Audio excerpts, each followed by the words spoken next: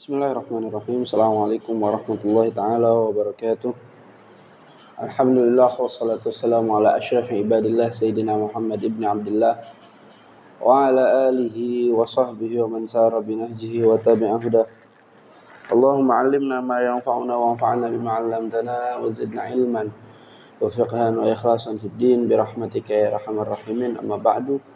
Alhamdulillah, segala puji bagi Allah Subhanahu wa taala atas limpahan nikmat dan karunia-Nya. Salawat serta salam senantiasa tercurah limpahkan kepada junjungan agung baginda Nabi Muhammad sallallahu alaihi wasallam serta keluarganya, para sahabatnya, para pengikutnya hingga yaumil qiyamah. Amin amin ya rabbal alamin. Ma'asyiral hadirin wal musyahidin wal mustami'ina rahimani wa rahimakumullah. Alhamdulillah wa syukurillah, segala puji bagi Allah sehingga kita masih bisa melanjutkan kajian kita setiap Selasa malam Rabu jam 21.30 dengan pembacaan kitab Safinatun Najah, yang mana sebelumnya kita sudah libur kurang lebihnya selama 2 bulan. Ya, kita sama-sama merayakan daripada maulidnya baginda Nabi Muhammad sallallahu alaihi wasallam. Jadi maulidnya Nabi Muhammad sallallahu alaihi wasallam, orang bergembira di sana. Orang bergembira di sana merayakan kelahirannya manusia yang paling agung, yaitu panutan kita semua, yang membawa syariat kepada kita semua, yaitu baginda Nabi Muhammad sallallahu alaihi wasallam. Dan alhamdulillah Allah masih berikan kita kesempatan sehingga kita bisa melanjutkan kajian kita ini. Yang mana sebelumnya kita sudah sama-sama membahas. Pada pertemuan pertama kita bahas tentang pembukaan kitab. Di pertemuan kedua kita bahas tentang rukun Islam. Di pertemuan yang ketiga kita bahas tentang rukun iman dan makna kalimat tauhid. Dan alhamdulillah saat ini kita bertemu di pertemuan yang keempat. Kita akan masuk ke dalam intisari daripada kitab itu sendiri. Kitab Safinatun Najah membahas di dalamnya tentang fikih. Makanya kita akan masuk sama-sama ke dalam pembahasan fikih. Kita baca kitabnya. Bismillahirrahmanirrahim. Qala al-musannifu rahimahullahu ta'ala, nafa'anallahu bihi wa bi'ulumihi wa bi'ulumi masyayikhihi wa talamidatihi wa bi'ulumikum fid dharaini amin amin amin ila qal. Kitabut Taharah, kitab yang menjelaskan tentang at-taharah, yaitu bersuci. Jadi ketika seseorang dia ingin beribadah, pasti dia butuh yang namanya bersuci. Baik bersuci dari najis atau bersuci dari hadas, baik itu bersuci yang sifatnya sementara seperti tayamum, atau yang sifatnya bertahan lama sampai batalnya sesuatu tersebut seperti wudhu dan mandi besar. Nah, ini dibahas di dalam kitab Taharah. Jadi fikih itu, yang ada di dalam pembahasan fikih itu 4. Yang pertama ibadat, yaitu urusan seorang hamba kepada Tuhannya. Kemudian yang kedua muamalat, urusan seorang hamba dengan hamba yang lain, jual beli, hutang piutang, hibah, saling memberi dan lain sebagainya.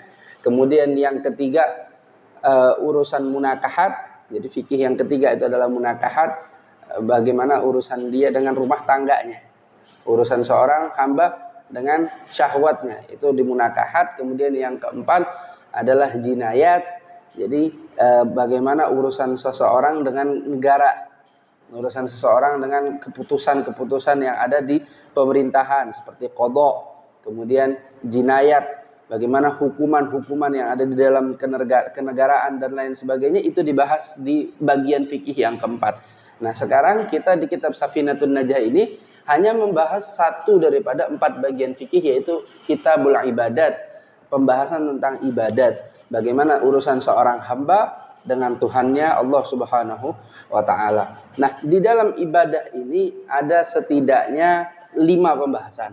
Minimal para ulama membahas di dalam kitabut Taharah, di dalam kitabul ibadat ini ada 5 atau 6 pembahasan. Yang pertama kitabut Taharah, bersuci.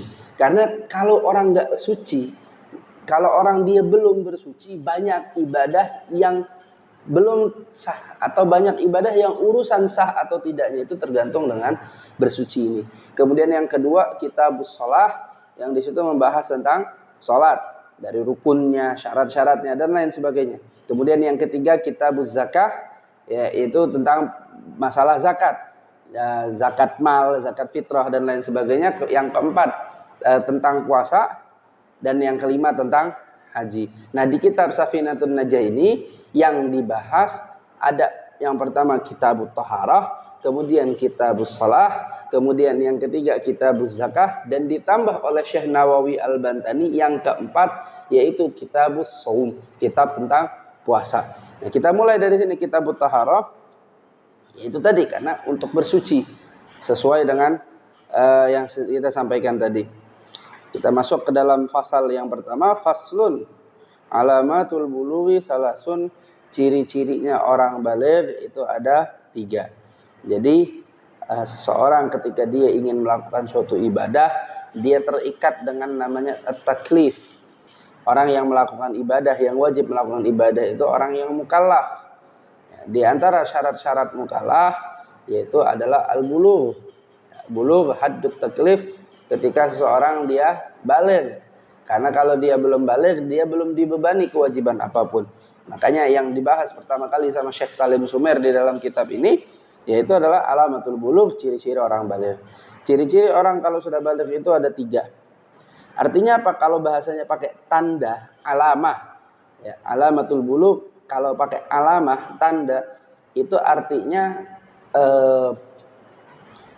seseorang salah satunya terpenuhi, maka dia sudah termasuk orang yang baligh. Yang pertama apa? Tamamu khamsa asyrata sanatan fid dzakari wal unsa, sempurnanya umur seorang anak laki-laki atau anak perempuan 15 tahun hijriyah tahdidiyah, yaitu adalah harus sempurna. Harus betul-betul 15 tahun hijriyah. Kalau tanggal lahirnya 27 Muharram, ya berarti dia ulang tahun hijriahnya 27 Muharram. Kalau 15 Safar ya berarti 15 Safar dan seterusnya. Ya. Kemudian ciri yang kedua daripada ciri-ciri baligh adalah wal ihtilamu fid dzakari wal unsa, ihtilam bagi anak laki-laki dan anak perempuan ketika dia berusia 9 tahun hijriah. Apa yang dimaksud ihtilam? Ihtilam yang di sini adalah amrun khas, suatu perkara khusus, yaitu al-imna, yaitu adalah keluar mani, baik ketika mimpi ataupun di luar mimpi. Ya, kadang kita suka ihtilam. Ihtilam itu kan minal hilm. Ya, yang diartinya itu mayarahun naim fi naumihi. Ya, apa yang dilihat seseorang di dalam mimpinya. Tapi yang dimaksud ihtilam di sini bukan mimpi yang dilihat oleh seorang yang tidur, akan tetapi yang dimaksud ihtilam di sini adalah keluar mani baik dalam kondisi tidur ataupun dalam kondisi dia tidak dalam kondisi tidur. Kemudian yang ketiga daripada ciri-ciri baligh, wal haidu fil unsa litis'i sinin, keluar haid bagi seorang perempuan ketika dia berusia 9 tahun hijriah. Nah, 9 tahun hijriah di dalam ihtilam dan dalam haid ini beda dengan 15 tahun yang tadi. Kalau 15 tahun yang tadi harus pas, tanggalnya harus pas. Kalau haid dan ihtilam ini 9 tahun hijriah takribiyah, kurang lebihnya, yaitu kalau seandainya dari tanggal kelahirannya itu kurang 16 hari, itu disebut takribiyah. Nah, dari sini kita bisa pahami bahwasannya seorang anak laki-laki memiliki 2 ciri-ciri baligh. Yang pertama, dia berusia 9 tahun. Dilihat apakah dia sudah keluar mani atau belum. Jika belum, ditunggu sampai umur 15 tahun hijriah. Kalau sampai umur 15 tahun hijriah dia belum keluar mani, maka dia baligh dengan umur. Yang kedua, ciri bagi perempuan adalah sama. Tadi sama kayak laki-laki, di usia 9 tahun dilihat apakah dia ihtilam atau tidak. Kalau enggak, dilihat juga ada ciri tambahan untuk perempuan, yaitu haid. Haid dilihat di usia 9 tahun, 10 tahun, kemudian sampai usia 15 tahun. Kalau belum haid, belum ihtilam, maka di usia 15 tahun dia baligh dengan umur. Ya, ini pembahasan tentang alamatul bulugh, ciri-ciri balighnya seorang anak laki-laki sehingga dia mendapatkan beban kewajiban untuk menjalankan syariah. Semoga Allah Subhanahu wa taala memberikan kita ilmu yang manfaat. Allah berikan kita kemudahan untuk memahami ilmu-ilmu syariatnya. Amin amin ya rabbal alamin. Sekian, kita jumpa lagi pada pertemuan yang akan datang insyaallah tabaraka wa taala. Assalamualaikum warahmatullahi taala wabarakatuh.